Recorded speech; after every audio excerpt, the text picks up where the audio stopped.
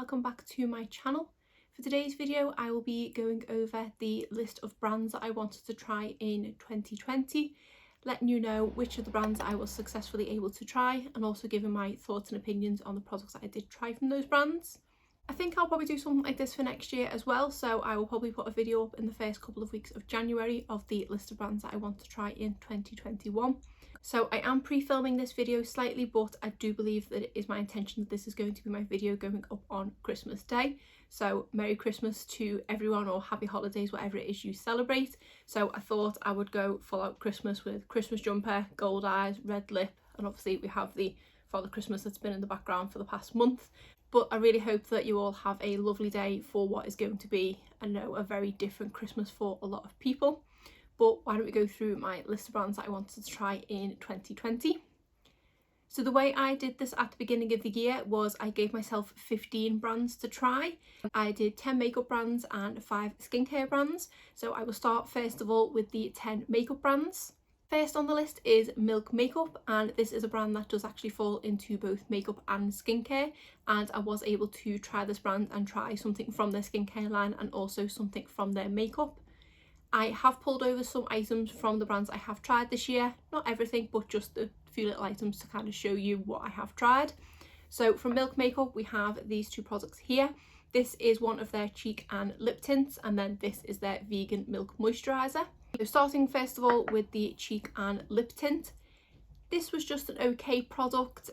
I didn't have the highest expectations going into this one because I know I don't tend to like sort of cream and liquid blushes and also this type of lip tint, but this one was quite disappointing.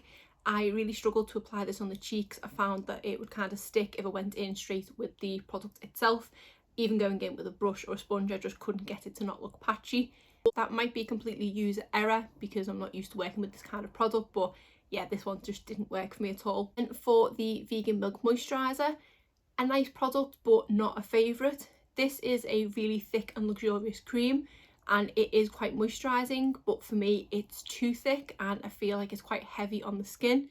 I do feel like it does moisturise, which it is supposed to do, but just consistency wise this one wasn't an absolute favourite. But again, I am really glad that I got to try it and that I did just pick up a little mini.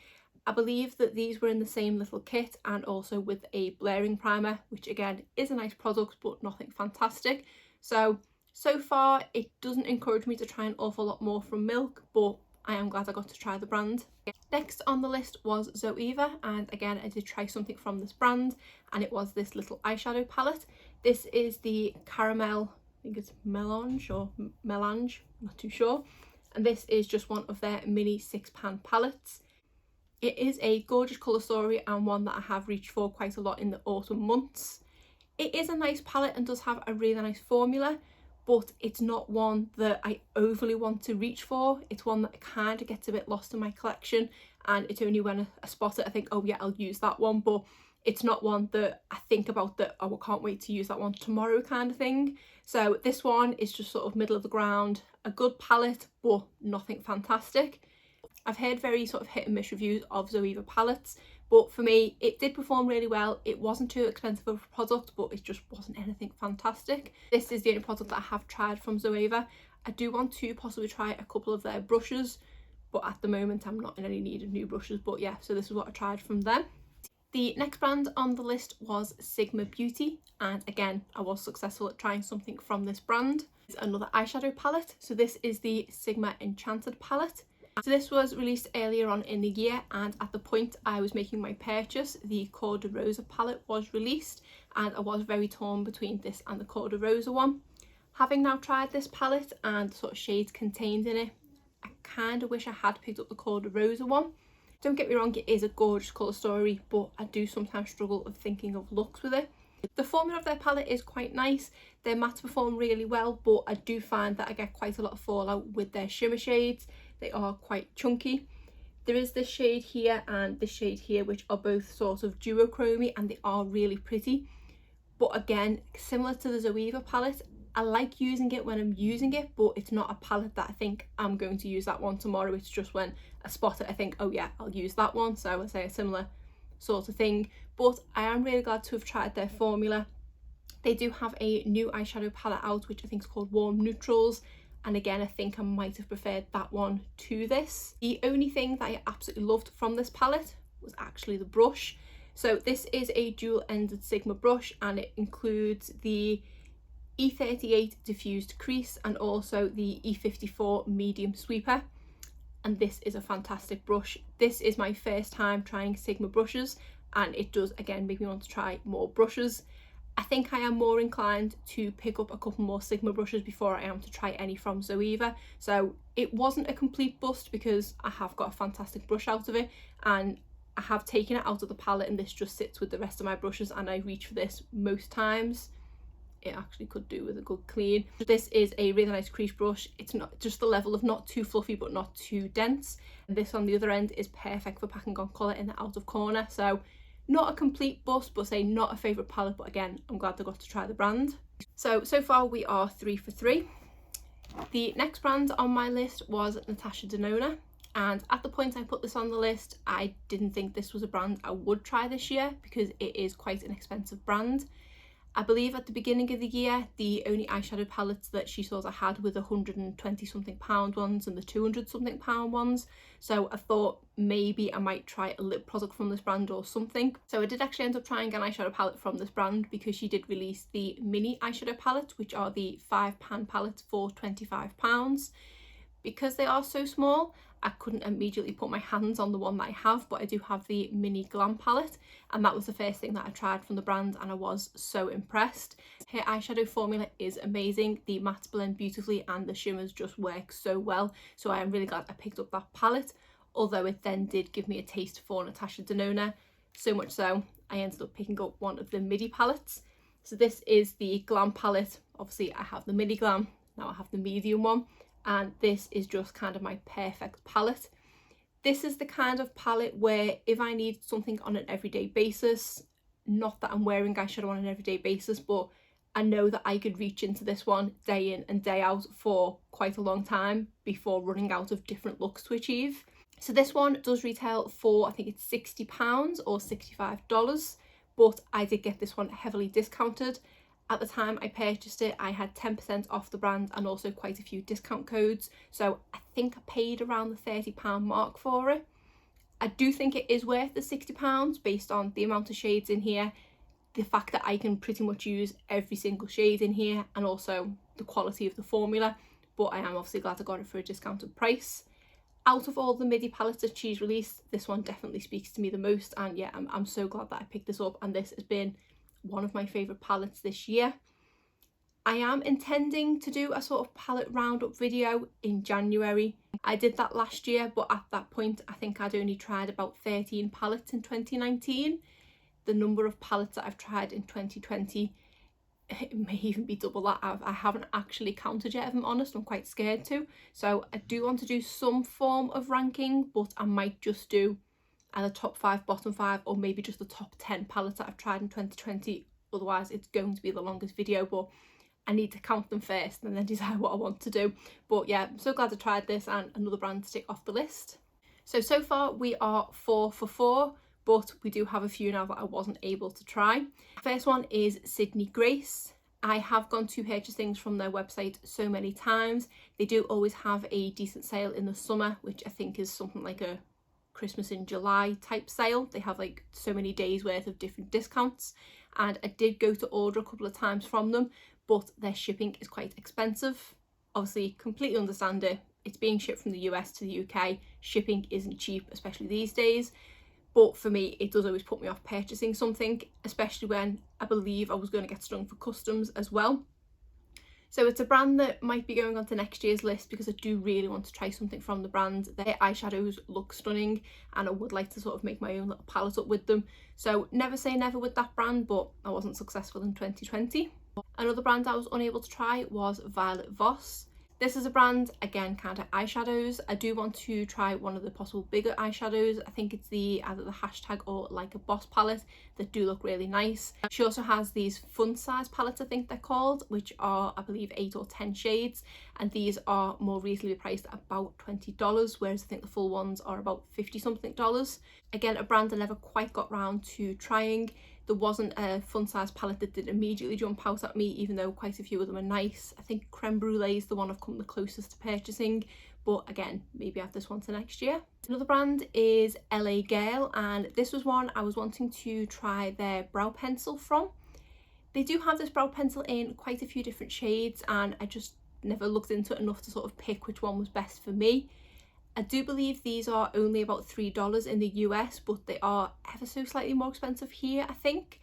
I have only seen this brand available on Beauty Bay, and it's one of those products that every time I make a purchase from Beauty Bay, I always remember after I've checked out that I wanted to try one of these brow pencils. So I didn't get a chance to try something from LA Girl, but again, another one that I do want to try next year. The next brand I wasn't able to try was Tati Beauty. I put this on the list because I wanted to try one of her eyeshadow palettes. She did also bring out a makeup applicator, but that one didn't really appeal to me. It was more the eyeshadow palettes. I loved the look of the first palette that was brought out, but I knew I wouldn't be able to make full use of all the shades in there, and because it was quite pricey, I didn't end up purchasing it. I was hoping that she would maybe sort of jump on the cool tone train and bring out a more cool tone palette, similar shades to the Natasha Denona one, which obviously I didn't need, but wanted to try the formula. But obviously things have gone a bit quiet from that side of things at the moment, so I don't know when the next release is going to be, if at all, but I would have loved to have tried something from that brand. Another makeup brand is Becca Cosmetics, and I think I stuck this on the list because I had one of the primers. I think it might be the Backlight primer or something, and I had picked that up in a beauty festival that I went to last year, so I thought it would be a given that I would be able to try it. But I've gone through the whole of 2020 and still haven't tried Becca Cosmetics. I seem to have mislaid the primer. I do keep all my primers in one place, and whenever I go to do my everyday makeup drawer, I obviously have a look at all my makeup, and I don't recall having seen that primer for the past few months, so I'm wondering whether it's fell down the back of the drawer or something, because I've not been able to lay my hands on it. So again, I might sort of cheat slightly and stick that on the 2021 list. I've had a couple of Becca products applied to me, but I've not actively tried one myself, so that's why I don't think I can fully tick this off the list, but it's a sort of half check mark.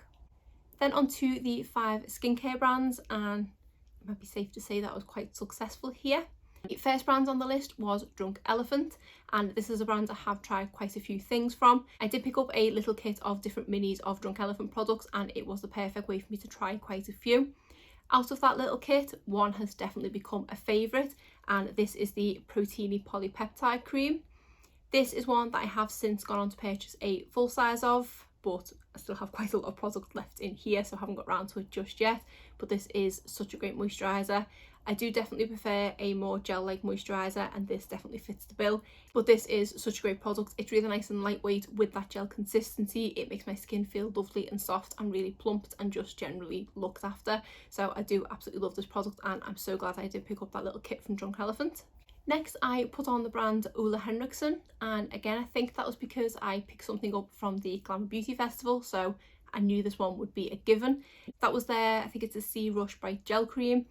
I was going to bring that product over, but it is buried in my current skincare drawer and I didn't want to disturb it too much, so I've brought over another product instead that I've tried, and this is the Truth Serum. This is from the same line of products that the moisturiser was, but I fell in love so much with that moisturiser that I then went on to pick up a little gift set which contained a bigger tub of the moisturiser, this Truth Serum, and also the eye cream. I have been wanting to really try the eye cream, but I haven't got around to that just yet. I might try and do that one in January. I'm hoping to finish up a couple of eye creams this month. This serum isn't my favourite product out of the 2 that I've tried so far. This one is quite heavily scented. The products from this line do have a sort of orange smell to them, but it's a bit stronger in this than in the moisturiser.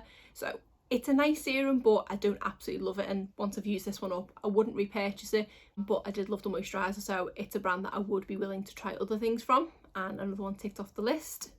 The next skincare brand was Fourth Ray Beauty, which is a sister company of Colourpop, and from this brand I tried the Waterfall Gentle Toner. I did also pick up one of their face milks, which is in my current Shop My Stash skincare drawer, but at the point I'm filming this I haven't yet tried that, so I can't give an opinion on it. This is quite a nice gentle toner. It does have a quite heavy cucumber scent to it, so if you're not a fan of anything cucumber scented, this one mightn't be for you. Because of that, I don't absolutely love it, but as a toner it is a quite nice gentle one, and when I'm using one that's maybe got retinol or is a slightly more harsher toner, I'll use this one sort of side by side in the same month to give my skin a little bit of a break, because this one is so gentle and it is quite an affordable brand and one I definitely want to try more from. Then I had the brand Neutrogena. This is a brand that has been around for as long as I can remember, but I'd never tried any of their skincare. I was mainly wanting to try something from the Hydro Boost line, so that's why I stuck it on this list, and I was able to try the serum. I was hoping to try the gel moisturiser, but that appears to be like gold dust. It is constantly out of stock whenever I go to purchase it, so I did just try the serum at first. This is quite a nice serum. It is definitely moisturising. It has these sort of, it says it's supercharged booster capsule things, and when these sort of pop onto your skin, they do have a bit of a shimmer to them, so this might be a quite nice serum to apply in the day to give you that sort of natural glow. It's definitely not one of my favourite serums, and even though it is quite moisturising and I can definitely tell it is hydrating my skin, I just don't absolutely love it. But I am really glad that I've tried it, and it does make me want to try the gel moisturiser even more. So again, another one ticked off the list. And then the final brand that I had on my skincare list was Laneige, and that was because I wanted to try the lip sleeping mask, and I was successful in doing that. This is the full size that I've gone on to repurchase after trying the mini. It is such a great lip mask, and I can see why so many people talk so highly about it. This is the berry one, which is the same as the mini that I had, and I have in the past month made a purchase from Yes Style to try the, I think it's the grapefruit one I ordered, just so I've got a bit of variation in the flavours, as it were, between them. But it is a great mask, and it is definitely helping my lips in the cold winter months. When I purchased the mini of the lip sleeping mask, I did also pick up the water sleeping mask for your face, and again, that is a really nice product and one I would potentially repurchase again in the future. So Laneige is ticked off the list. So out of the 5 skincare brands that I had on the list, I successfully tried all 5. So I managed to try 5 skincare brands and 5 makeup brands, so 10 altogether. It does mean that I have a few that I can put over to next year, because I do want to do another list for brands to try in 2021. Obviously, because I've now ticked 10 whole brands off my list, there's surely not that many brands left to pick from, so compiling my 2021 list is going to be a bit more difficult. I might do it in a similar vein in that I pick some makeup and some skincare. I might see if I can do 5 of each. I'm probably not going to take all 5 brands over from the makeup that I had this year, otherwise that'd make it too easy, but I'm going to have fun compiling my list and seeing what things I want to try. So the fact I've managed to try so many of these different brands over the past year, as well as new brands that were not even on my list, means I've definitely had quite a hefty purchasing year. I do want to do some roundup videos, which will probably go out in the first few weeks of January, of all different things I've tried, ranking things from different categories and stuff. I haven't quite put my list of videos together yet that I want to do, but I am really excited to do them because I do love looking back at the previous year. Although, does anyone really want to look back over 2020? But other than that, that is it for today's video. If you did enjoy, please give it a thumbs up and subscribe if you're not already. Thanks.